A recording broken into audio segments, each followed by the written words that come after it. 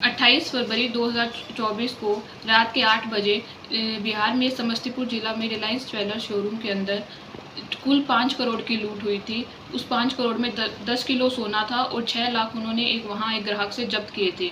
वो ग्राहक, उनका नाम है अनुकूल राय, जो अनुकूल राय क्रिकेटर, जो IPL क्रिकेटर है, उनके पिता सुधाकर राय के वहाँ से उन्होंने जब्त किए थे। उस शोरूम में खरीदी के लिए आए थे और उसमें टोटल 13 लोग शामिल थे इस लूट में।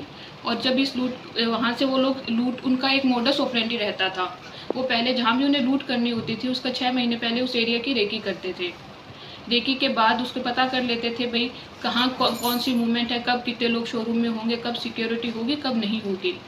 उसके बाद ये अपनी गैंग बनाते थे। हर गैंग में हर मेंबर का अलग काम होता था। कोई सिक्योरिटी गार्ड को होल्ड करेगा, कोई अंदर जाके चोरी करेगा, कोई बाहर खड़ा रहेगा। और चोरी करने के बाद ये अपना सारा सामान, चोरी का सामान और हथियार एक गाड़ी में रख देते थे और सब लोग देश के अलग अलग कोने में चले जाते हैं छुपने के लिए। जब जैसे ही मामला ठंडा हो और अपना हिस्सा ले लेते हैं। ये इनका मोडस ऑपरेंडी रहता था। इसमें भी यही था। ये चोरी करने के बाद लूट करने के बाद ये अलग अलग राज्यों में आ गए और ये हमें गुजरात में, ये सूरत में आए थे। हमें इन्फॉर्मेशन मिली कल रात को भाई बिहार में हुई लूट के 2 आरोपी, जिसका नाम गगन और राहुल, गगन उर्फ काला नाग, राहुल उर्फ छोटा लॉरेंस जिसको बोलते हैं, हमारे पलसाना के झोलवा पाटिया एरिया में श्रद्धा साई रेजिडेंसी में मकान 404 में रुके हुए हैं। इसी इन्फॉर्मेशन के आधार पर हमने इस इन्फॉर्मेशन की पुष्टि की और ICGS पोर्टल पे इनका गुनाही इतिहास और फोटो चेक की तो हमें इनके बारे में पता चला इनमें पहले भी बिहार में इन पे 3 केस दायर हैं। तो इस इन्फॉर्मेशन के आधार पर हमारी टीम वहां गई और उन्होंने इन 2 लोगों की झड़प की। इनके पास हमें यहाँ कोई मुद्दा माल नहीं मिला है। 30,000 के फ़ोन और 220 रुपये मिले हैं। ये इनके पास से हम कोई बाकी मुद्दा माल, उनका कोई भी लूट का सामान नहीं है। लूट का सारा सामान बिहार है। सिर्फ 2 आरोपी हमें इधर मिले। मैम, कोई ऐप बनाई थी उन लोगों को एक दूसरे के संपर्क में रहने के लिए, और कैसे वो लोग ऐप बना के संपर्क में रहते थे? वो एक जंगेजी ऐप है, वो उससे संपर्क में रहते थे।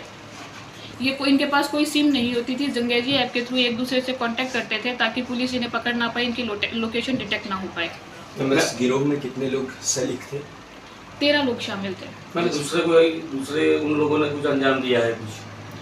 इससे पहले भी इन्होंने इन पे बिहार में आर्म्स एक्ट के तहत गुनाह दायर है। जंगेजी ऐप में सब एक दूसरे को, अपने जंगेजी ऐप का एक अलग नंबर होता है उसमें, तो सब एक दूसरे को लूट से पहले वो नंबर दे देते थे। लूट के बाद जब भी संपर्क करेंगे सब ये नंबर अपने पास रखेंगे और सिर्फ ये एक आदमी का नंबर सबको देते थे। जैसे जो एक इसका मास्टरमाइंड होगा उसका जंगेजी ऐप का नंबर गैंग के सभी मेंबर्स के पास होगा।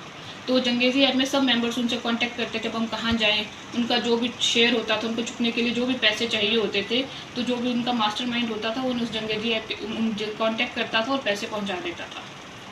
तो छोटे लॉरेंस जो आप बोल रहे हैं, तो उनकी जवाबदारी क्या रहती थी उसमें? वो रेकी करने में और लूट करने में शामिल है। मास्टरमाइंड था वो? नहीं, वो मास्टरमाइंड नहीं।